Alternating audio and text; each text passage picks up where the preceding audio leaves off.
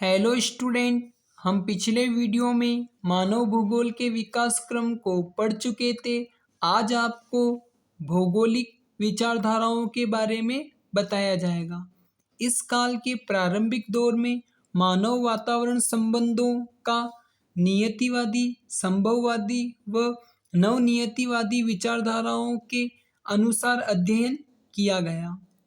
मानव वातावरण संबंधों के आधार पर भौगोलिक विचारधाराओं को अध्ययन की दृष्टि से तीन भागों में बांटा गया है: नियतिवादी विचारधारा, संभववादी विचारधारा व नवनियतिवादी विचारधारा। नियतिवादी विचारधारा आदिम मानव समाज व प्रकृति की प्रबल शक्तियों के बीच की अन्योन्य क्रियाओं वाली विचारधारा को नियतिवादी विचारधारा कहते हैं। दूसरे शब्दों में कहें तो नियतिवादी विचारधारा ऐसी विचारधारा होती है जिसमें प्रकृति को प्रभावी माना गया है। रेडजेल को नियतिवादी विचारधारा का प्रवर्तक माना जाता है व सैंपल को समर्थक। संभववादी विचारधारा प्राकृतिक शक्तियों की अपेक्षा मानवीय शक्तियों की प्रधानता को स्वीकारने वाली विचारधारा को संभववादी विचारधारा के नाम से जाना जाता है। दूसरे शब्दों में कहें तो संभववादी विचारधारा ऐसी विचारधारा होती है जिसमें मानव को प्रभावी माना गया है। विडाल डीला ब्लास को संभववादी विचारधारा का प्रवर्तक माना जाता है।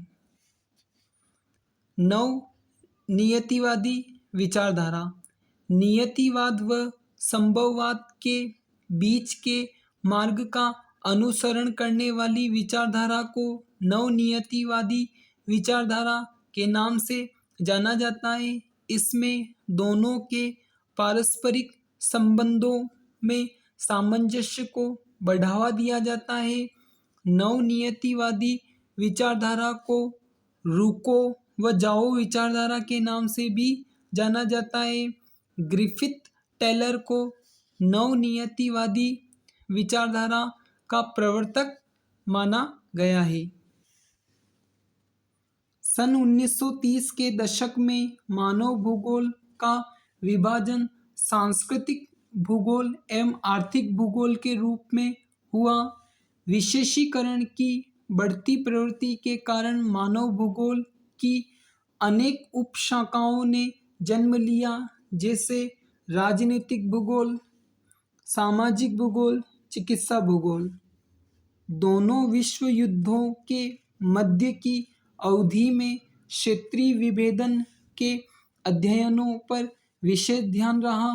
द्वितीय विश्व युद्ध के बाद के 2 दशकों में मानव भूगोल की विषय वस्तु में स्थानिक संगठन उपागम द्वारा विभिन्न मानवीय क्रियाओं के प्रतिरूपों की पहचान करना रहा है।